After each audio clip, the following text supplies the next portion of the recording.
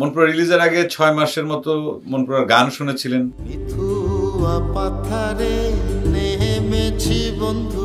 আয়নাবাজির জন্য আমি যে লাস্ট সিকোয়েন্সের সময় তো চুল ফেলে দিয়েছিলাম একদম, যে কারণে আমি লাস্ট ২-৩ মাস ওই ঘোরের ভেতর থেকে আমি বেরোতে পারিনি। আমাকে জয়া একদিন আমাকে ফোন দিল যে বন্ধু নৃত্য দেবী অনুদান পেয়েছি, সরকারি অনুদান, দেবীটা করবো, তো তোমাকে মিসিএলের চরিত্রে করতে হবে। সবচেয়ে বেশি সময় যুক্ত ছিলাম হাওয়া সিনেমার জন্য, এবং যেখানে গেলে কুলকিনারা কিছু দেখা যায় না, এরকম একটা সমুদ্রের মাঝখানে নোঙর করে শুটিং করছি, ঝাঁপ দিয়ে নেমে পড়ছি।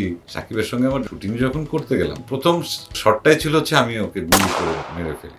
মৃণাল সেনের ছেলে কুণাল সেনের সঙ্গে পরে দেখাও হয়েছে শিকাগোতে। খুব ভয় নিয়ে আমি জিজ্ঞাসা করছিলাম যে আমি যে আপনার বাবার চরিত্রে অভিনয় করলাম, কখনো কি মনে হয়েছে কোনো একটা ফ্রেমে যে আপনি আপনার বাবাকে দেখছেন? তো উনি আমার দিকে তাকিয়ে থাকলেন, তাকিয়ে থেকে জড়িয়ে ধরলেন, বুঝলেন? হ্যাঁ।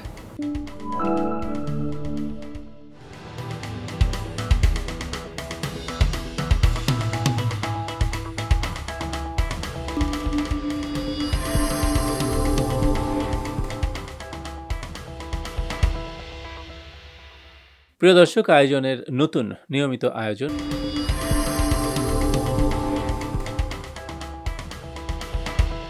সবাইকে স্বাগত জানাচ্ছি। আমি সৈকত সালাউদ্দিন। আমাদের আজকের অতিথি জনপ্রিয় অভিনেতা চঞ্চল চৌধুরী। চলুন কথা বলি তার সাথে। চঞ্চল চৌধুরী, আপনাকে আমাদের স্টুডিওতে স্বাগত। Thank you. চঞ্চল ভাই, আজকে কিন্তু মূলত আমরা তো সিনেমা নিয়ে কথা বলবো। আপনার অনেক সিনেমা, দেশ এবং বিদেশ সব থিয়েটারে মোটামুটি উৎসব লেগে যায়। কনগ্রাচুলেশনস। তার আগে আমি আপনার কাছে একটু জানতে চাই যে আপনি তো মূলত মঞ্চ থেকে আসলেন, এবং এটা বলা হয় যে বাইরের যারা ভালো করেন তাদেরও একটা ব্যাকগ্রাউন্ড আসলে থিয়েটার থাকে। সো আপনি আপনার জীবনে থিয়েটারটাকে কিভাবে দেখেন? থিয়েটার না করলে আমার আজকে যে অভিনয়টা আমি করছি বা যে জায়গায় আমি দাঁড়িয়ে আছি, এটা মনে হয় না যে সম্ভব হতো। এবং আমার আরণ্যক নাট্যদলের আমি সদস্য, মামুনুর রশিদ আমার গুরু অভিনেতার হিসাবে আমি যা কিছু পেয়েছি, এটা আমার মনে হয় যে এর বড় একটা অংশীদার হচ্ছে আমার দল এবং আমার গুরু বা যাদের কাছ থেকে আমি শিখেছি। এর বাইরেও কাজ করতে এসে আমি ইন্ডাস্ট্রিতে যত ভালো ভালো নির্মাতার সঙ্গে কাজ করেছি তাদের কাছ থেকে শিখেছি। আস্তে আস্তে আসলে এটা তো একদিনে পাওয়ার কিছু না, একদম শূন্য থেকে 1, 2, 3 এরকম করে করে একটা জায়গা ওঠা। তা সেটা এমন না যে আবার থিয়েটার করলে পরেই সে সব কিছু হয়ে যেতে পারবে, বড় অভিনেতা হয়ে যেতে পারবে, ব্যাপারটা তা না। আমি বলছি ভিত্তিটা আমার শুরু হয় থিয়েটারে। আপনার জীবনে মামুনুর রশিদ ভাইয়ের কথা তো আপনি বললেন, মানে ঠিক এই মুহূর্তে আর কার কথা মনে পড়ছে যাকে আপনি ধন্যবাদ দিতে চান? আমি অনেককেই দিতে চাই, এবং সেই ধন্যবাদ দেবার মানুষের তালিকা এত বিশাল যে এখন বলতে গেলে অনেকের নাম হয়তো বা বাদ পড়ে যেতে পারে, বা ওনারা হয়তো আমার উপর একটু মানে কষ্ট পেতে পারেন, মনোকষ্ট পেতে পারেন। তার মধ্যে মামুনুর রশিদের কথা বললাম। আমি সবচেয়ে বেশি যাদের সঙ্গে কাজ করেছি, সালাউদ্দিন লাবলু, গিয়াসউদ্দিন সেলিম, মুস্তফা সরোয়ার ফারুকী, অমিতাভ রেজা, তারপর কি বলবো, মাসুম রেজা, বৃন্দাবন দাসের স্ক্রিপ্টে কাজ করেছি, গোলাম সরফ দোদুল, তারপর হালামলে যাদের সঙ্গে আমি কাজ করেছি যেমন মেজবুর রহমান সুমন, তানিম নূর, শঙ্খ দাশগুপ্ত, এইরকম অনেক বিশাল একটা লিস্ট আছে।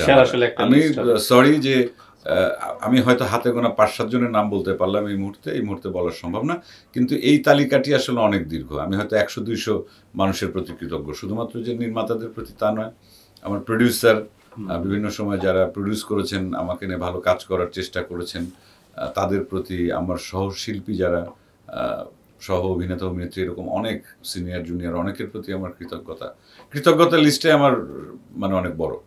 সবাইকে থ্যাংক ইউ। সবাইকে থ্যাংক ইউ। আপনার জীবনে যদি আমি আপনাকে বলি যে 3টা টার্নিং, প্রথমটা ছিল আমি যখন ঢাকা শহরে আসি, আমার থিয়েটারের সঙ্গে যুক্ত হওয়া, আরণ্যকের সঙ্গে যুক্ত হওয়া। তার আগ পর্যন্ত আমি একদম মানে কাদামাটি গায়ে মেখে আসা, গ্রাম থেকে আসা একটা মানে যুবক। আমি ঢাকা ইউনিভার্সিটিতে চারুকলায় এসে ভর্তি হলাম। সেকেন্ড ইয়ারে আমি যখন পড়ি, আমারই একটা বন্ধুর সুবাদে আরণ্যকের কথা জানতে পারি, রাহুল আনন্দ। ও সিঙ্গার এবং অভিনেতা, মঞ্চকর্মী একজন। তো ওর মাধ্যমে আমি জানতে পারি, ও তখন আরণ্যকের মানে নাট্যকর্মী ছিল, যে আরণ্যকের সদস্য নেওয়া হচ্ছে। আরণ্যক সম্পর্কে তো আমার কোনো ধারণা ছিল না। ওর মাধ্যমে আমি আরণ্যকে অ্যাপ্লিকেশন করি, তারপর ইন্টারভিউ হয়। 1 বছরের মাথায় আমাকে প্রাথমিক সদস্য পদ দেওয়া হয় এবং আমি আরণ্যকে কাজ করার সুযোগ পাই। আরণ্যকে যাওয়ার পর আমি দেখলাম যে আমি এই যে এই যাবৎকাল যে জীবন আমি পার করে এসেছি, স্কুল কলেজ তারপর ইউনিভার্সিটি আসার পর আমি আরেকটা নতুন জায়গায় আসার সুযোগ পেলাম। এখান থেকে আমার ভাবনা চিন্তার একটা অনেক বড় একটা পরিবর্তন হলো। জীবনটা আমি আসলে এভাবে নিতে পারি, আগে তো একভাবে চলছিল, তার সঙ্গে যুক্ত হলো। এটা একটা প্রথম টার্নিং পয়েন্ট।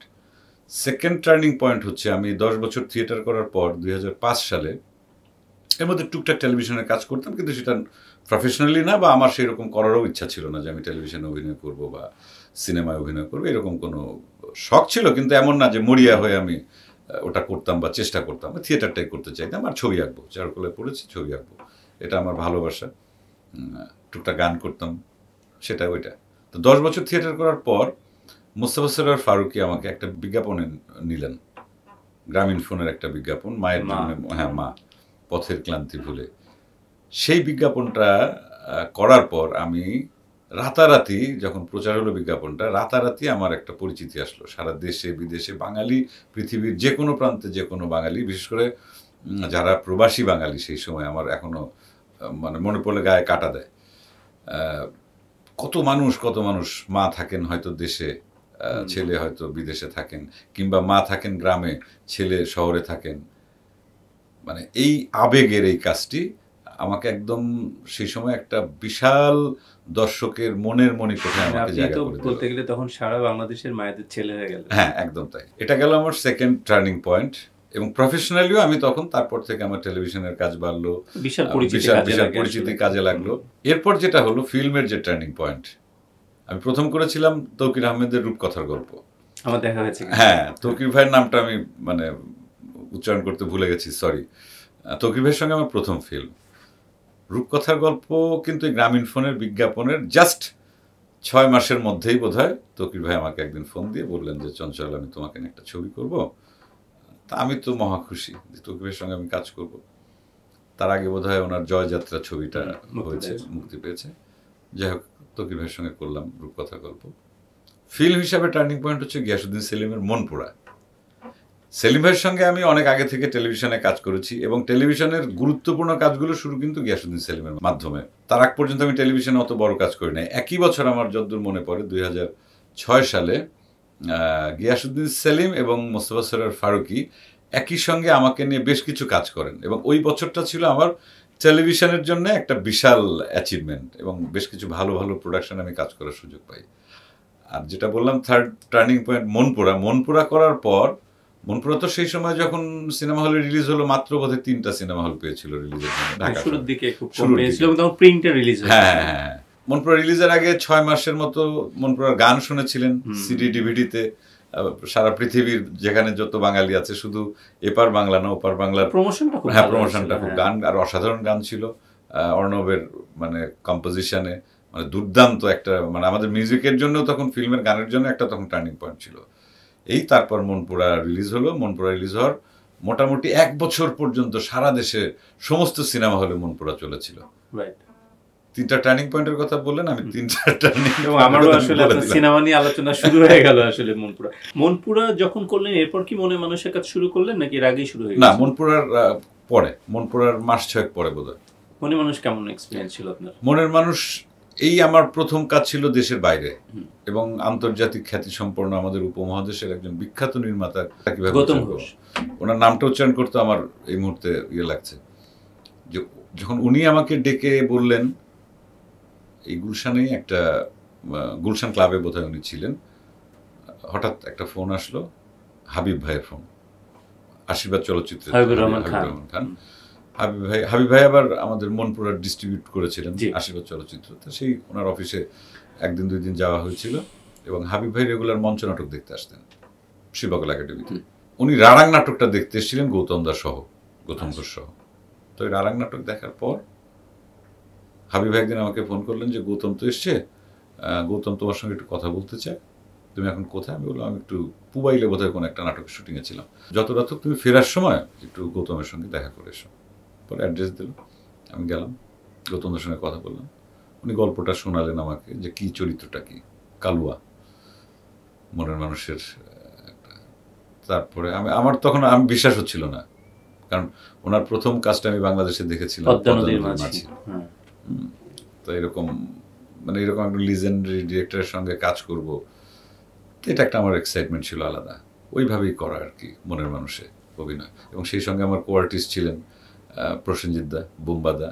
এবং ওই কাজ করার পর ওনার সঙ্গে আমার সিকোয়েন্সগুলো ছিল। প্রথম দিনই প্রথম শট দেওয়ার পর যখন ডিরেক্টর ওকে বললেন, একদম আমার স্পষ্ট মনে আছে, বোম্বাদা আমাকে এই চিলাপাতা ফরেস্টে শুটিং হচ্ছিল, জঙ্গল কেটে একটা স্পট বানানো হয়েছিল। প্রথম শটটা দেওয়ার পর বোম্বাদা আমাকে এসে জড়িয়ে ধরলেন। আর উনি তো তুই এবং বাবু, এই বাবু তুই তুই তো খুব দারুণ অভিনয় করলি, তুই কি ভালো করে কর, ভয় পাস নে। মানে প্রসেনজিৎ দার সঙ্গে তখন অভিনয় করা মানে তো বোঝাই যায় যে আমি নতুন কাজ করছি ফিল্মে, একটু তো হাত পা তো কাঁপেই। তো উনি আমাকে সেই সাহসটা দিলেন এবং একসঙ্গে কাজ করলাম, পাশাপাশি রুমে আমরা থাকতাম। এবং উনি এই মনের মানুষ করার জন্যে 6 মাসের বোধহয় ওনার মানে ফিজিক্যাল প্রিপারেশন নিয়েছিলেন। উনি ডাইনিং টেবিলে ভাত খেতেন না, ফ্লোরে বসে খেতেন। উনি জিন্সের প্যান্ট পরতেন না, হ্যাঁ, উনি আমিষ খেতেন না, নিরামিষ খেতেন, সবজি খেতেন। এবং ওনার প্রায় রাতেই মানে 11টা-12টার দিকে আমার দরজায় নক আসতো, হাতে ওনার একটা পাতিল, সবজি খিচুড়ি, বাবু খা। প্রচণ্ড ঠান্ডা ছিল তখন, সেই চিলাপাতা ফরেস্টে আমরা যে ইয়েতে ছিলাম আর কি। তা এইরকমভাবে মনের মানুষের শুটিং করেছিলাম। এরপর করলেন আয়নাবাজি। আয়না হয়ে ওঠার গল্পটা একটু বলেন। আয়না তো আসলে অমিতাভ ভাইয়ের সঙ্গে আমার যোগাযোগ বিভিন্ন অনুষ্ঠানে দেখা হয়। আমাদের খুব মজার একটা সম্পর্ক ছিল, সেটা নানান কারণে। যাই হোক, ফান করতাম আমরা, মোবাইলে টেক্সট পাঠাতো, সে আমি পাঠাতাম। একদিন সে আমাকে বলে, চঞ্চল ভাই একটু আসবেন আমার অফিসে, একটু আপনার সঙ্গে কথা আছে। যাওয়ার পরে উনি আমাকে বললেন যে এরকম আমি একটা সিনেমা বানাবো, আপনাকে প্রধান চরিত্রে নিতে চাই, সেখানে কিন্তু অনেকগুলো ক্যারেক্টার, এবং আপনারা কিন্তু আগের সমস্ত যা যা অভিনয় করছেন সেগুলো কিন্তু আপনাকে ভুলে যেতে হবে, ওই কোনো ক্যারেক্টারটাকে রিপিট করা যাবে না, 6টা নতুন ক্যারেক্টার আপনাকে ভাবতে হবে। আমি ওই চ্যালেঞ্জটা নিলাম। তারপরে বাদ বাকি যখন প্রি প্রোডাকশনের কাজ চলছে, সম্ভবত লাইন প্রডিউসার ছিল আমাদের এশা ইউসুফ, এশা, ও সবসময় এগ্রিমেন্টের কাগজ নিয়ে ঘুরছে, সাইন করে। আমি কি ভাই ওগুলো বাদ দে, আমাকে যে চ্যালেঞ্জটা অমিতাভ রেজা চৌধুরী দিয়েছেন, অমিতাভ ভাই, যে 6টা চরিত্র আমাকে আলাদা করতে হবে, ওইটা আমার সবচেয়ে বড় চ্যালেঞ্জ। ওটা যদি আমি ঠিকঠাক মতো যদি করতে পারিস, তারপরে যা হবে হবে। আমার একটাই এখন চ্যালেঞ্জ, এইভাবে আয়নাবাজি। এবং মানে আয়নাবাজির জন্য আমি টোটালি 8 মাস প্রি প্রোডাকশন, শুটিং, তারপর আয়নাবাজির একটা পর্যায়ে লাস্ট মানে সিকোয়েন্সের সময় তো চুল ফেলে দিয়েছিলাম একদম। তো যে কারণে আর আমি লাস্ট 2-3 মাস ওই ঘোরের ভেতর থেকে আমি বেরোতে পারিনি। এবং চুলটা ছোট ছিল, ছোট ছোট, যে চুলটা বড় না হবে ওই লুকটা আমি আর রিভিল করবো না। 8 মাস আমার মনে আছে, রিলিজ টিলিজ সব মিলিয়ে মানে প্রিপারেশন টাইম এবং ইয়ে পর্যন্ত দিয়েছিলাম আয়নাবাজির জন্য। আপনি তো মানে আয়নাবাজি হচ্ছে আপনার প্রথম সিনেমা যেটা দেশে এবং দেশের বাইরেও মানে সমান এটা পেল আর কি। মানে মানুষ, আমার তো জানা আছে যে কানাডায় প্রায় 4 সপ্তাহে ন্যাচুরালিস্টের ক্যাট মানে, এবং ওখানে আমি যেটা জানি যে আপনার লাইন ধরে মানুষ, ওখানকার মাল্টিপ্লেক্স গুলো অবাক হয়ে গিয়েছিল যে বাংলাদেশে একটা সিনেমা দেখার জন্য একটা লাইন হচ্ছে। আয়নাবাজি দিয়ে আমাদের মানে সিনেমার, তার আগেও হয়তো গেছে সেটা, কিন্তু আয়নাবাজি প্রফেশনালি অনেক জায়গায় গেছে, অনেক অনেক দেশে মুক্তি পেয়েছে। টেলিভিশন, এই সিনেমার ক্যারেক্টারটা, টেলিভিশন তো মোস্তফা সরোয়ার ফারুকী ভাইয়ের সিনেমা, তার তো কাজের একটা আলাদা ধরন থাকেই, গল্প বলার ধরন, নির্মাণের একটা আলাদা ধরন আছে। এবং ফাইনালি টেলিভিশনটার তখন যেটা প্রবলেম হলো, এই ছবিটা হয়তো মানে যেভাবে ওয়ার্ক করার কথা ছিল আমার মনে হয় সেইভাবে ওয়ার্ক করেনি সাধারণ দর্শকের কাছে। তখন একটা আন্দোলন চলছিল, আচ্ছা, এটা 14-15 কথা বলছি, ওই কারণে। এছাড়া ওখানে আমি, তিশা, মোশাররফ, আমরা 3জন যে কাজ করেছিলাম এবং টেলিভিশন কিন্তু আমার একটা প্রিয় ছবি। অনেক, আমি দেশের বাইরে গেলে পরেও, বিশেষ করে কলকাতায় গেলে অনেক দর্শক আমার যে কাজগুলো নিয়ে কথা বলেন, অনেক সাংবাদিকরা, বা যদি কোনো ভালো লাগার কাজের কথা বলেন, সেখানে কিন্তু টেলিভিশনের কথাটি থাকে। এবং সেটা শুধু আমাদের অভিনয় বা গল্প, সেটা নির্মাণ হিসেবেও, নির্মাতা হিসেবেও ফারুকী ভাইয়ের নাম সবাই বলেন, এবং অনেক প্রিয় ছবি তাদের। সাহিত্য থেকে তো আমাদের এখানে খুব কম কাজ হয়, এবং যখন একটা কোনো ক্যারেক্টার একদম মানে মানুষের, আমি বলবো যে মাথায় বা মনে গেঁথে যায়, সে ক্যারেক্টার করা তো আমার মনে হয় কঠিন। আমি জানি না, মানে আপনি যখন কঠিন না, বেবির মানে মিসির আলী করলেন, তখন আসলে আপনি মানে এই ক্যারেক্টারকে কিভাবে ভাবলেন?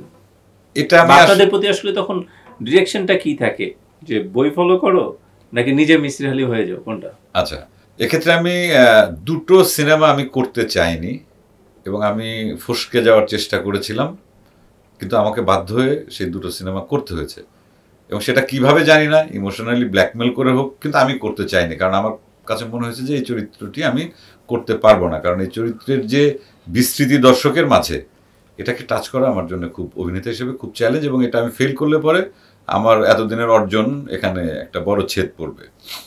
তার মধ্যে ছিল প্রথম মিসির আলীর চরিত্রটা, দেবী, হুমায়ুন আহমেদের। আমি হুমায়ুন আহমেদের সঙ্গে কাজ করেছি সরাসরি, ওনার সঙ্গে আমার কিছু স্মৃতি আছে কাজের। তা সেই জায়গা থেকে এক হচ্ছে ওনার ব্যক্তি জীবন, সেই জীবনের সঙ্গে কয়েকটা দিন আমি কাটিয়েছি শুটিং করতে গিয়ে। আর ওনার লেখার আমি প্রচণ্ড রকম ভক্ত, এবং মানে অদ্ভুত ভক্ত, মানে কি, এই যে বলে না যে মাতাল দর্শক, মাতাল পাঠক, যে এক ধরনের নেশা হয় তার লেখা পড়লে পরে, এক লাইন পড়লে পরের লাইন পড়তে ইচ্ছা করে, এটা বাধ্যতা, এক পৃষ্ঠা শেষ না করে ওঠা যাবে না। হ্যাঁ, ওনার লেখার মধ্যে হচ্ছে এই জাদু, হুমায়ুন আহমেদের লেখার মধ্যে।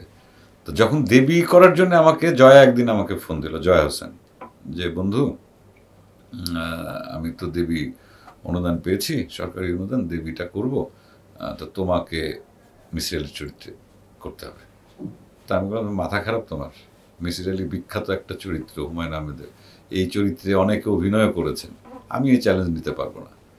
আর কোনো মানে নোবেলের চরিত্র অথবা কোনো বায়োপিক করতে গেলে যে চ্যালেঞ্জটা নিতে হয়, সেটার পরেও যদি সেখান থেকে একটু এদিক ওদিক মানে নড়াচড়া হয়ে যায়, তখনই মানুষ, দর্শক গালাগালি পারে যে এটা তো হয়নি, এটা তো ওনার মতো হয়নি, পরিচিত। আর সবার মনের মধ্যে মিসির আলী আছে, যারা হুমায়ুন আহমেদের যারা পাঠক। আর একটা বড় শ্রেণী তো হুমায়ুন আহমেদের নাটক দেখেই তো আমরা বড় হয়েছি ছোটবেলা থেকে, যে কারণে ওই চরিত্রটি অনেকের কাছে চেনা। আমি করবো না, কোনো মতেই রাজি না। এবং এটা হচ্ছে আয়নাবাজির পরের মাস 6 পরের বোধহয় ঘটনা। আর আরেকটা কথা আমি বললাম যে দেখো, আমি এইমাত্র আয়নাবাজি থেকে 6টা চরিত্র করে আমি বের হয়েছি। আমার নতুন চরিত্র, নতুন ক্যারেক্টারাইজেশন আমার মাথায় মনে হয় না আগামী 1-2 বছরের মধ্যে আসবে। এবং যতদিন না পর্যন্ত আমি মাথা থেকে আয়নাবাজির ওই 6টা চরিত্রকে মুছতে না পারবো, ততদিন পর্যন্ত আমি কোনো চরিত্র করবো না। এটা হচ্ছে ওর সাথে প্রথম কনভারসেশন। কিন্তু ও নাছোড়বান্দা, তুমি না এটা করে দাও, না হলে আমি করবো একটা চরিত্র, আমি রানু করবো, তুমি মিসির আলী করবে, এটা এই বলতে বলতে বলতে তখনও দেখলাম যে 6 মাস 8 মাস, এই প্রথম না করার পরে বোধহয় 1-2 মাস পর আবার জয়া ফোন করে বলে যে তুমি এটা কেন করবা না। তারপর ওর মতো ব্যাখ্যা দিল যে তোমাকে তো করতে হবেই, তুমি আয়নাবাজির পর যে অপেক্ষা করছো, তোমার আবার করার মতো চরিত্র তো আবার আসতে হবে। তো এরকম একটা বিখ্যাত চরিত্র, এর মধ্যে আরো কিছু আমার যারা জ্ঞান বুদ্ধি দেন বা যাদের কথা আমি শুনি, এদের সঙ্গে আলোচনা করলাম, অনেকে বললেন যে হ্যাঁ, এরকম একটা চরিত্র তোমার করা উচিত, কারণ এরপর তোমাকে তো আবার আয়নাবাজির পর আবার ব্যাক করতে হবে, তুমি কোন চরিত্র দিয়ে ব্যাক করবা। সেক্ষেত্রে আমি দেখলাম যে মিসির আলীর নামটাই তো, হুমায়ুন আহমেদের নামটাই তো অর্ধেক মানে হয়ে গেল, রিসিপশনটা তো হয়ে যাবে। হ্যাঁ, আমি ওটাই ভাবলাম যে 50% হুমায়ুন আহমেদের নামে ধারে ভারে কেটে যাবে মিসির আলীর নামে, আর বাকি যে 50% আছে, জয়া আছে, আমি আছি, দেখি তাহলে একটু চেষ্টা করে। তার মানে এটাও কিন্তু ছাড়তে চেয়েছিলাম, তারপরে যা করলাম মিসির আলী। একটা ছবির কথা বলবো নাকি সেটা সবার শেষে বলবো? কিন্তু সাসপেন্সটা থাক, এটা আমরা আরেকটু পরে ডিসক্লোজ করব। একটা সিনেমা নিয়ে আমি আলোচনা করতে চাই, যেটাকে আমি ব্যক্তিগতভাবে খুব ভালো সিনেমা মনে করি, সেটা হচ্ছে পাপ পুণ্য। আপনার কি মনে হয় যে পাপ পুণ্যটা আসলে মানে কি হয়েছে কি হয় নাই, আপনার কি মনে হয়? ওই যে মানুষের পাপ এবং পুণ্য তো পাশাপাশি থাকে, তো আমি জানি না আমার পাপে না সেলিম ভাইয়ের পাপে নাকি প্রডিউসারের পাপে এই পুণ্যটা আমরা গ্রহণ করতে পারিনি, কিন্তু আমার একটা প্রিয় চরিত্র এবং গল্পটা আমার অসম্ভব রকমের প্রিয়। আমি জানি না যে এই ছবিটা সিয়ামের সঙ্গে আমার প্রথম স্ক্রিন শেয়ার করা একসঙ্গে, এবং সেই থেকে যে সিয়ামের সঙ্গে আমার সম্পর্ক এখনো কাকাই ডাকে। এই যে জঙ্গলি সিনেমা দেখতে গেছি, জঙ্গলি সিনেমা ও আমাকে কাকার জন্য, ও এখানে লোকজন ঠিক করে রেখেছে, কাকা আসবে, কাকাকে রিসিভ করবা। আবার ছবি দেখার পরে ওকে ফোন করেছি, কোথায় ভাতিজা, তোমার ছবি আজকে দেখলাম, তুমি আমার বাসায় আসো, আড্ডা দাও, একটু খাওয়া দাওয়া করো, একসাথে আসো। রাত 2টোর সময় এসছো আমার বাসায়। তা সম্পর্কটা এরকম। মিমি আপার সঙ্গে অনেক মানে আমার প্রথম স্ক্রিন শেয়ার করা, কিন্তু সেটা আমি জানি না প্রমোশন ডিস্ট্রিবিউশন কিভাবে কি করলো না করলো বা সেই সময়ের একটা সময়কে নিয়ে তো আসলে এখন বলার নাই, হয়তো এটা একদিন না একদিন ভাগ্যে ছিল না। মানুষ খুঁজে কিন্তু দেখবে। আমি পাপপুণ্য সিনেমা যারা যারা দেখেছেন, যে কজন মানুষ দেখেছেন, সিনেমা হলে খুব বেশি দিন চলেনি অথবা চালানো হয়নি কি, আমি এগুলো কিছুই আমি অত জানি না। তো কোন একটা কারণে হয়তো পাপপুণ্য ওয়ার্ক করেনি, কিন্তু পাপপুণ্য আমার প্রিয় সিনেমা। আমি যে আমার অভিনয় করা, শুধু আমার অভিনয় না করলে পরেও গল্প অনুযায়ী, নির্মাণ অনুযায়ী আমার কাছে অনেক ভালো লাগার একটা সিনেমা। এবার যে সিনেমাটার কথা বলবো সেটা তো হচ্ছে হাওয়া, এবং হাওয়া তো প্রিয় দর্শক আপনারা নিশ্চয়ই জানেন যে দেশ এবং দেশের বাইরে হাওয়া কিন্তু, বিশেষ করে দেশের বাইরে এটা হাইয়েস্ট গ্রোসার। চঞ্চল ভাই, এই সিনেমাটাতে আসলে অনেক, মানে আমি বলবো মেল অনেক ক্যারেক্টার, আমি কোনো নায়ক বলতে চাচ্ছি না, অনেকগুলো মেল সবগুলো ক্যারেক্টারই গুরুত্বপূর্ণ এবং ফিমেল ক্যারেক্টার একটা। তো মানে এই ধরনের সিনেমাগুলোর ক্ষেত্রে আপনারা কিভাবে ডিসিশন নেন? মানে সাধারণত যারা অভিনয় করে তারা তো চিন্তা করে যে এটা সেন্ট্রাল ক্যারেক্টার নাকি, এবং আপনি তো ততদিনে আমি বলবো যে একটা, এখন তো আপনি প্রধান চরিত্রই করারই কথা, বা একটু সিঙ্গেল ট্র্যাকের ক্যারেক্টার করতে পারলেই তো আপনারা খুশি হন। হাওয়ার ক্ষেত্রে আপনাদের ডিসিশনটা মানে কিভাবে হয়েছিল আপনার ডিসিশনটা? আচ্ছা, আমার ক্ষেত্রে যেটা হচ্ছে, অনেক অভিনেতা অভিনেত্রী চান যে কেন্দ্রীয় চরিত্রে অভিনয় করতে, তার চরিত্রের সমান গুরুত্ব আর কোনো চরিত্রে যেন থাকা না যায়, এবং তাকেই প্রায়োরিটি দিতে হবে। প্রধান চরিত্র বলতে প্রধান হয়েই সে থাকবেন, এইটা আমি কখনোই এই মানে ভাবনায় বিশ্বাসী না। কারণটা হচ্ছে এটা একটা টিম ওয়ার্ক। টিম ওয়ার্ক বলতে আমি প্রত্যেকটা ফ্রেমে যদি আমাকে দেখা যায় শুরু থেকে শেষ পর্যন্ত 2.5 ঘন্টা, এবং আমার যদি সেই মানে ক্রেডিবিলিটি না থাকে দর্শককে ধরে রাখার, তাহলে কিন্তু আমার জন্য সেটা সর্বনাশ। আর আমি মনে করি যে চরিত্রের গুরুত্বপূর্ণ চরিত্র আমি অভিনয় করব, কিন্তু নট দ্যাট যে আমি ওয়ান ম্যান শো হয়ে কাজ করব, সব আমি করব। হ্যাঁ, আমার যদি কোনো নির্মাতা বা গল্প যদি কেউ সেভাবে লেখেন, নির্মাতা বানান ছবিটা যে আমাকে লাগবে প্রধানতম চরিত্রে, সেটার জন্য আমি আলাদা প্রিপারেশন নেব এবং আমি চেষ্টা করব। ওই ভাবনা থেকে আমি কখনো যেহেতু কাজ করি না, সেই জন্যে আমি আমার চরিত্রটাকে মানে প্রধান করেই সবসময় চিন্তা করি, আমার অংশ যতটুকুই থাক না কেন। আমি যতটুকু স্ক্রিনে আসবো, আমি ভাবছি যে ওই সময়টুকু ওইটা হচ্ছে আমি ক্রিজে আমি থাকবো ব্যাট হাতে, ওটা 4-6 ডট না 1-2 কি, এগুলো সব আমার দায়িত্বটা, আমি চেষ্টা করব। তা হাওয়ার সঙ্গে আসলে সবচেয়ে বেশি সময় যুক্ত ছিলাম হাওয়া সিনেমার জন্য। প্রায় শুটিংয়েরও 1-1.5 বছর আগে থেকে আমরা ওয়ার্কশপ করা, একসঙ্গে রিহার্সেল করা অনেক দিন করেছি, এবং একটানা তো 3 মাস রিহার্সেল করেছি শুটিংয়ের আগে। তারপর শুটিং করেছি একটানা সমুদ্রের মধ্যে প্রায় 40 দিনের মতো ছিলাম।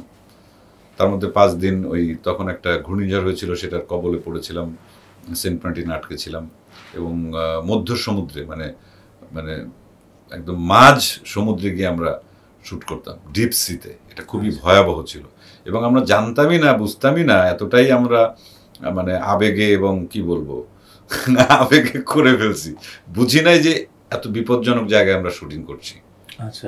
মানে একদম পরিষ্কার নীল জল, সমুদ্রের জল, একদম নিচে 20 ফিট পর্যন্ত মাছ মানে পরিষ্কার দেখা যাচ্ছে, তার মধ্যে ঝাঁপ দিয়ে নেমে পড়ছি। মানে সাপোর্টিং টিম তো থাকতো, সাপোর্টিং থাকতো, কিন্তু ওখানে তো যে আমাদের বড় ট্রলার যিনি মাঝি ছিলেন, উনি সমস্ত কিছু দেখেন আর চুপচাপ উনি ভাবেন যে কি পরিমাণ সাহস এখানে এসে, এবং যেখানে গেলে কুল কিনারা কিছু দেখা যায় না, এরকম একটা সমুদ্রের মাঝখানে নোঙর করে শুটিং করছি, ঝাঁপ দিয়ে নেমে পড়ছি। উনি একদিন বললেন যে আপনারা যে সব জায়গায় শুটিং করছেন, আপনারা জানেন হাঙর এসে একদম অর্ধেক শরীর কামড় দিয়ে নিয়ে যাবে। বহুত এরকম মাছ ধরার ট্রলারের মানে যারা জেলে তাদের এরকম হয়, ঘটে। এরকম সমুদ্রে করেছি তখন, একটা জানি না, একটা আলাদা ঘোরের মধ্যে ছিলাম। ওই 40 দিন ওই সমুদ্রেই ভোরবেলা উঠে চলে যেতাম, সবাই 3টা 3:30 থেকে মেকআপ নেওয়া শুরু হতো, তারপর 4টা-5টার দিকে আমরা বেরিয়ে যেতাম, আবার ফিরতে রাত 8টা-9টা-10টার সময় আমরা ফিরতাম, সারাদিন সমুদ্রে থাকতাম। হ্যাঁ, আবার 1 ঘন্টা মেকআপ তোলা, তো এইভাবে কাজ করা। এবং একটা বড় ট্রলারের মধ্যে, ওই ট্রলারটা এত বিশাল ছিল যে প্রায় 150-200 মানুষ ওই ট্রলারে, টেকনিক্যাল যারা টিম সবাই আমরা ওইখানে, এবং সাপোর্টিং 4-5টা আরো ট্রলার থাকতো, খাবারের একটা ট্রলার, তারপর মানে কি বলে জেনারেটরের ট্রলার, অনেক আর কস্টিউম, তারপরে সব আলাদা। সত্যি করে বলেন, আপনি মানে আপনারা ভেবেছিলেন এই ছবি শুটিং এর সময় যে এত সাকসেসফুল মানে হবে, মুভিটা সফল হবে, এইটা চিন্তা করিনি। কিন্তু অ্যাজ এ ডিরেক্টর হিসাবে মেজবাহ রহমান সুমনকে আমি যতদিন চিনি বা ওর যতটুকু, এটা মেজবাহ রহমান সুমনের সঙ্গে হচ্ছে এটা আমার প্রথম কাজ, এবং সুমন হচ্ছে আমার চারুকলার ছোট ভাই, খুবই আন্তরিক সম্পর্ক। এই কাজ দিয়েই ওর সঙ্গে পরিচয় না, চারুকলা থেকে পরিচয়, তারপরেও বিভিন্ন সময় দেখা, যাওয়া আসা, আড্ডা দেওয়া, সেগুলো হয়েছে, কিন্তু ওর সঙ্গে কাজ হয়েছিল না। কিন্তু ওর কাজ আমি দেখেছি, ওর বিজ্ঞাপন নির্মাতা হিসাবে ওর যে অবস্থান, বা টেলিভিশনেও যে কাজগুলো করেছে সবই আমি দেখেছি। আমার মনে হয়েছে যে সুমন ব্যবসা সফল ছবি না বানাতে পারলেও ও ভালো ছবি বানাবেই। আচ্ছা আচ্ছা, দ্যাটস ইট। আর আমার কথা হচ্ছে, ভালো একটা ছবি যদি নির্মাণ করা যায়, হ্যাঁ ব্যবসা সফল ছবি দরকার আছে আমাদের, যিনি টাকাটা লগ্নি করেন, প্রডিউসারের সবকিছু মিলিয়ে এটার দরকার আছে। কিন্তু আজ থেকে 10 বছর 20 বছর পর যখন ভালো সিনেমার লিস্ট করা হবে, বা এখন যদি বাংলাদেশের সিনেমার যদি বেস্ট 20টা সিনেমার লিস্ট করা হয়, নিশ্চয়ই সেখানে কিন্তু মানে পরিমাপ হিসাবে কিন্তু দেখা হবে না যে কোন ছবিটা ব্যবসা সফল ছিল। ভালো ছবি মানে ভালো ছবি, তো ওইটা একটা ইয়ে ছিল যে ছবিটা তো ভালো ছবি হবে, এটা দেশে বিদেশে এটা একটা আলাদা সম্মান পাবে দর্শকের কাছে, এটা আমার বিশ্বাস ছিল। এতদিন আপনি মানে যে ধরনের সিনেমাগুলো করলেন, ডেফিনেটলি সিনেমাগুলো নতুন জনরার আর একই সাথে কমার্শিয়ালি সাকসেসফুল বেশিরভাগ সিনেমা। এবার আমি যে সিনেমাটার কথা বলতে চাই সেটা নিয়ে তো আসলে অনেক ধরনের মানে মানুষ বলে যে একদমই কমার্শিয়াল জনরা, এবং বাংলাদেশের একজন কমার্শিয়ালি সবচেয়ে সাকসেসফুল তারকা শাকিব খানের সাথে কাজ করা। তুফান যখন করলেন, এই মানে অফারটা আপনি কিভাবে পেলেন এবং এখানে আপনি কি ভেবেছিলেন? ওই বছরে তুফান এবং তার আগে দম নামে আরেকটা সিনেমা, এই দুটো সিনেমা ঘোষণা এসেছিল চরকি, এসবিএফ এবং আলফাই থেকে। রায়হান রাফি একদিন ফোন করলো আমাকে, সেখানে রেদওয়ান রনিও ছিল, শারিয়া শাকিব ছিল। বললো যে আপনার সিনেমাটা তো আমরা এর পরেই করবো দম, তার আগে আমাদের এই সিনেমাতে তুফানে আপনি একটু একটা গেস্ট অ্যাপিয়ারেন্স করে দেন। রাফির দাবি, মানে একটা চরিত্র, সেই চরিত্র হয়তো কাউকে অন্যভাবে অন্য কাউকে হয়তো নেওয়ার প্ল্যান চলছিল বা কী করছিল, কিন্তু দেখা গেল যে 3টা প্রোডাকশন হাউস মিলে এই সিদ্ধান্ত নিয়েছে, না এই গেস্ট অ্যাপিয়ারেন্সটা চঞ্চল ভাইকে দিয়ে আমরা দেওয়াতে চাই বা ইয়ে করতে চাই, এসি আকরাম আর কি। এখন আমি আর কি বলবো, কিছু বলার নেই। পরে যখন শুটিং যখন করতে গেলাম, সাকিবের সঙ্গে আমার যতবার দেখা হয়েছে যে কোনো জায়গায়, একদম সত্যি কথা বলি, এটা অনেকে সবসময় কি যে সত্যকে নিয়েও তো অনেক সমালোচনা, অনেক ট্রল হয়। আমার মনে পড়ে না এখন পর্যন্ত যে সাকিব বসে আছে, আমি গিয়ে দাঁড়ানোর পর সে উঠে দাঁড়ায়নি। যাই হোক, তার সঙ্গে আমি একটা কাজ করব বা যেখানে স্ক্রিন শেয়ার হবে, সাকিব তো প্রচণ্ড খুশি। আমি সেটে যাবো, ভাই আপনি ব্রাদার আপনি আসছেন, একসাথে অভিনয় করবো। প্রথম দিন আমারও মোটামুটি হাত পা কাঁপছে, আমি দেখলাম ও কিছুটা, এবং প্রথম ইয়েটাই ছিল, শটটাই ছিল হচ্ছে আমি ওকে গুলি করে মেরে ফেলি, এই শটটা। এবং এত ডেডিকেশন ওর, মানে আমরা যেটা লাস্টে যেটা গাড়ি প্রথমে আমি শুট করলাম, গাড়ির চাকায় লেগে গাড়িটা 3-4টা মানে ইয়ে দিয়ে গাড়ির নিচ থেকে ও আস্তে আস্তে বের হয়ে আসছে, এবং সেই শটটা 4 থেকে 5 বার দিল। প্রত্যেকবার ওর বডিতে সেই ইয়েগুলো সেট করা হচ্ছে, নিজে মনিটর দেখার পরেও আবার শট দিচ্ছে যে না আর একটা শট দেবো। ওই গাড়ির নিচ থেকে সে বের হয়ে আসছে, তার হাত পাটা সব ছিলে যাচ্ছে, একদম ইয়ে করা। তা খুব চমৎকার একটা অভিজ্ঞতা, এবং সত্যি সত্যি রাফি খুব মজা করে আমাকে দিয়ে কাজটি করিয়ে নিল। এবং সিনেমা হলে যখন তুফান রিলিজ হলো, আমি দেখলাম যে আমার এন্ট্রি পর্যন্ত এক ধরনের দর্শক মেতে থাকে শাকিব খানকে নিয়ে। এবং এটা আমি আমার জন্য বলছি না, আমি ঢোকার পর আমি এমন যে কটা শো দেখেছি, মানে চিৎকার এবং হাততালি। আপনি যেটি বলছিলেন আর কি, যে দুটো সিনেমা আপনি করতে চান, একটা সিনেমা তো আমরা জানলাম, আরেকটি সিনেমা আপনি বলেন। আমি যে সিনেমাটি সত্যি করতে চাইনি সেটা হচ্ছে পদাতিক, মৃণাল সেনের যে বায়োপিক সৃজিত মুখার্জির। ওনার সঙ্গে বহু আগে থেকে কাজ করার কথা হচ্ছিল। ফাইনালি উনি যখন আমাকে এই সিনেমার জন্য প্রস্তাব দিলেন, তখন থেকে আমি এতটা ভীত সন্ত্রস্ত ছিলাম যে মৃণাল সেনের চরিত্রে আমার পক্ষে অভিনয় করা সম্ভব না, আমি সেই যোগ্যতাই রাখি না। প্রথম হচ্ছে যে আমার ওই ক্যারেক্টার ধারণ করার মতো, শুধু তো দেখতে কাছাকাছি হলেই তো হয় না, ওই স্মার্টনেস, ওই জ্ঞান, ওই শিক্ষা দীক্ষা বা ওই অ্যাপ্রোচ, অ্যাটিটিউড, এটা আমার পক্ষে ওটা অভিনয় তো এটা ম্যানেজ করা সম্ভব না। কিন্তু উনি ছাড়বেন না। এখন কি কারণে ছাড়বেন না সেটা আমি বুঝতে পারি না। ওনার সঙ্গে আমার একটা প্রজেক্ট হতেও হয়নি, সেটা ছিল যেটা আমাদের দেশেরই একজন রাইটারের, রবীন্দ্রনাথ কখনো এখানে খেতে আসেনি। তো কোভিডের কারণে বাংলাদেশে ওটা শ্যুট হলো না, কলকাতাতে শ্যুট হলো, তো ওখানে করা হলো না, একদম সব কিছু ফাইনাল হয়ে গেছিল। এর মধ্যে আমার বাবা অসুস্থ হলেন, তা সেটা একটা আমি কারণ দেখালাম যে এই অবস্থায় আমি আমার বাবাকে ফেলে আমি কোনোভাবেই আমার পক্ষে আর যাওয়া সম্ভব না, দাদা প্লিজ আপনি অন্য কাউকে দিয়ে একটু মানে করে নেন ছবিটা। কারণ আমার মনে হয়েছে যে এই ছবির জন্য যে প্রিপারেশন দরকার, সেইটা নেওয়ার জন্য যে সময় দরকার, কোনোটাই আমার হাতে এখন নেই। আর একটা তো ভীতি যে এই চরিত্রে, মৃণাল সেনের চরিত্রে আমি অভিনয় করবো। ফাইনালি বাবা এমন অসুস্থ হলেন যে বাবা প্রায় 15-16 দিন হসপিটালে ভর্তি ছিলেন আইসিইউতে, তারপর বাবা মারা গেলেন। তখন উনি আমাকে একদিন বললেন যে আপনার যে এখন যে মানসিক যে অবস্থা, এখান থেকে যদি আপনি অতি দ্রুত বের হতে চান তাহলে ওই কাজটা করেন। আচ্ছা। তখন আমার একটা মনে হলো যে যে শোকের মধ্যে আমি পড়ে গেছি, এখান থেকে কি আসলেই আমাকে কাজ দিয়েই আসলে বের হতে হবে, একটা চ্যালেঞ্জ ছিল। তারপরে যাই হোক কোনো একটা কারণে করলাম। তা বাবা মারা যাওয়ার পর 2 দিন পর আমি লুক সেট করলাম পদ্ধতিকে। লুক সেট হলো মেকআপ আর্টিস্ট সোমনাথ কুণ্ডু, উনি কলকাতা থেকে এলেন, লুক সেট করা হলো।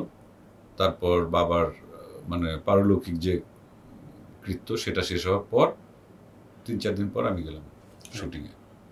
মানসিক একটা খুব কষ্ট নিয়ে মানে সারাদিন হয়তো শ্যুট করছি, কিন্তু রাতে যখন হোটেলে এসে থাকি অনেক খারাপ লাগে, অনেক কষ্ট লাগে, নিজেই একা একা মানে চিৎকার করে করে রুমের মধ্যে কান্নাকাটি করি। শ্রীদা আমাকে একটা পর্যায়ে বুঝতে পেরে বললেন যে আপনি তো মানসিকভাবে এত দুর্বল হয়ে গেছেন বাবার কারণে, আপনি একটা কাজ করুন। আমি যতদূর জানি যে আপনি কোনো একটি চরিত্রে অভিনয় করার সময় ওই চরিত্রটা থেকে বের হন না দীর্ঘ সময়, শুধু শুটিংয়ের সময় না, এমনিও ওনাকে বলছিলাম গল্পের ছলে যে যখন হাওয়া করি হাওয়াতে চানমাঝি হয়েই থাকতাম। ওই মেকআপটা হয়তো কোনো মতো এসে তুলতাম, কিন্তু ওই চানমাঝির কস্টিউম পরে রাতে ঘুমাতাম, সকালবেলা আবার মেকআপ নিয়ে আবার বেরিয়ে যেতাম, যাতে ওই 40 দিন। এবং সুবিধা ছিল চানমাঝির ক্ষেত্রে যে ওই 40 দিন একদম আমরা ঢাকা শহর থেকে, পরিবার থেকে একদম বিচ্ছিন্ন ছিলাম।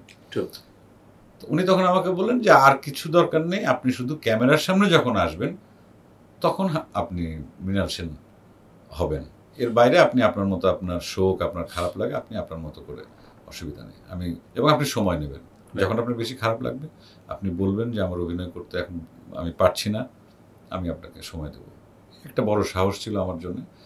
তো ওভাবেই আর কি কাজটা, ঘোরের মধ্যে ওইটা আরেকটা ঘোর, হাওয়া এক ধরনের ঘোর ছিল, সমুদ্রের মাঝখানে 40 দিন, আর এই 20-25 দিন অন্য একটা ঘোর, বাবার মৃত্যুর শোক কাটানো, ওইটার মধ্যে আছি নাকি আমি মৃণাল সেন হচ্ছি।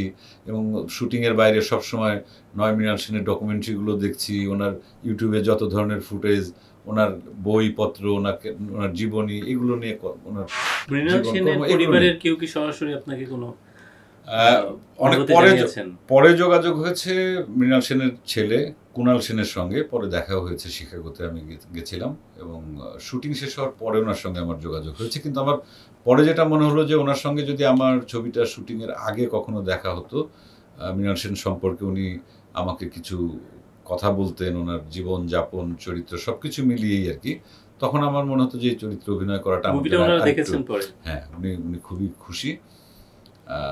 এই আর কি, সেটা শুটিংয়ের আগে সম্ভব হয়নি।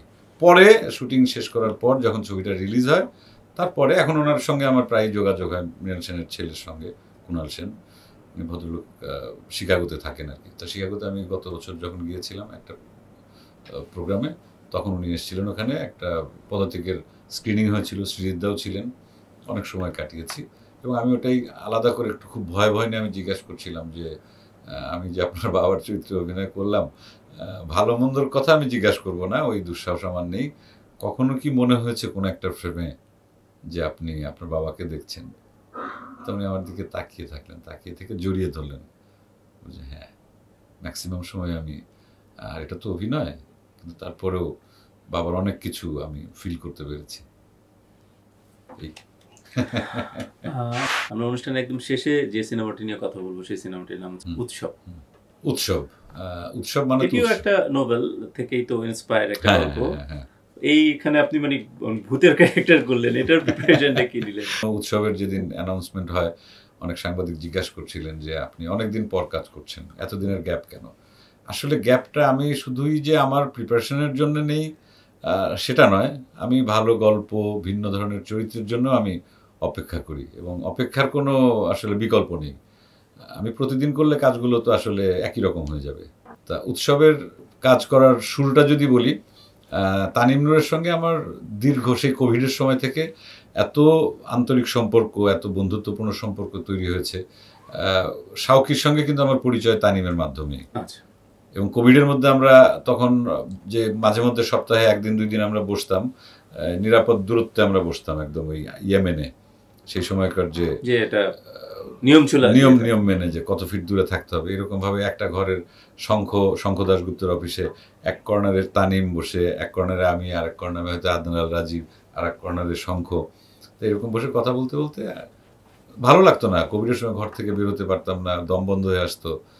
তো মাঝে মধ্যে আমি চলে আসতাম ওদের এখানে, আড্ডা টাড্ডা গল্প টল্প দিয়ে চলে যেতাম। তো তখন তানিম নূর আমাকে বলেছিল যে আমার অ্যাসিস্ট্যান্ট শাওকি ওর নাম, ও আপনাকে নিয়ে একটু কাজ করতে চায়, তাকদিরের গল্প শোনালো। এই শাওকির সঙ্গে পরিচয় হলো তানিমের মাধ্যমে। তারপর থেকে একটা মানে কি বলবো, অন্যরকমের একটা সম্পর্ক, বন্ধুত্ব। ও আমাকে না আরেকটা ছবি করবে, আমি বা আরও কিছু বিগ কাস্টিং আছে, যেটা হয়তো সামনে হয়তো হবে, সমস্ত পরিস্থিতি যদি সব ঠিকঠাক হয়ে যায়। সেই ছবিটার কাজ আপাতত লোহানি নামে একটা ছবি করার প্রসঙ্গে কথা ছিল, তা সেই ছবিটা হলো না। ওটা বিগ বাজেটের ছবি, বা এই মানে কোভিড পরবর্তী অথবা রাজনৈতিক পট পরিবর্তন সব কিছু মিলেই এক ধরনের ইয়ে চলছে। তো তা এর মাঝেও উৎসব করবে, তা বলে উৎসবে আপনাকে করতে হবে। তো উৎসবের গল্পটা আমি শুরু থেকেই জানি, এবং বলেছে যে আমি 3টি স্পেশাল চরিত্রে আমি রাখবো 3জনকে, আমি ট্রাই করছি। আপনি, জয় আপা, রফি করিম আমার এই ছবিতে কাজ করবেন। মেইন ক্যারেক্টার জাহিদ ভাই, জাহিদ হাসান, মিমি আপা। ওদের ছোটবেলার চরিত্রে আছে সৌম্যজ্যোতি এবং সাদিয়া আইমান। তারিক ভাই আছেন, তারপর দিনার ভাই, পাভেল ভাই আছেন, আর আমরা 3জন, 3টা ভূতের চরিত্র। এবং আমার স্ক্রিপ্টটা খুব মজা লাগলো, এবং প্রথম সিকোয়েন্সটাই সে যেদিন কমপ্লিট করার পর আমাকে ফোন করে, চন্দ্র একটু আসেন অফিসে, আমি স্ক্রিপ্ট আপনাদের একটা সিকোয়েন্স লিখছি, আপনার সিকোয়েন্স শুরুটা কীভাবে। তো খুব ভালো লাগলো, মজা লাগলো। আমার মনে হলো যে হ্যাঁ, দর্শক মজা পাবে দেখে। একদম পারিবারিক বিনোদন, নির্মল আনন্দের জন্যে এই উৎসব সিনেমাটা আমি মনে করি যে দর্শকদের সিনেমা হলে এসে সপরিবারে দেখা দরকার, এবং দেখলে পরে ভালো লাগবে। আর একটা নির্দিষ্ট সময়ের ফিল পাওয়া যাবে। 90s আমাদের সেই সময়কার সমাজ ব্যবস্থা কীরকম ছিল, মানুষগুলো কীরকম ছিল। তখনও তো এই ডিজিটাল যুগ তখনও আসেনি, সোশ্যাল মিডিয়াও আসেনি।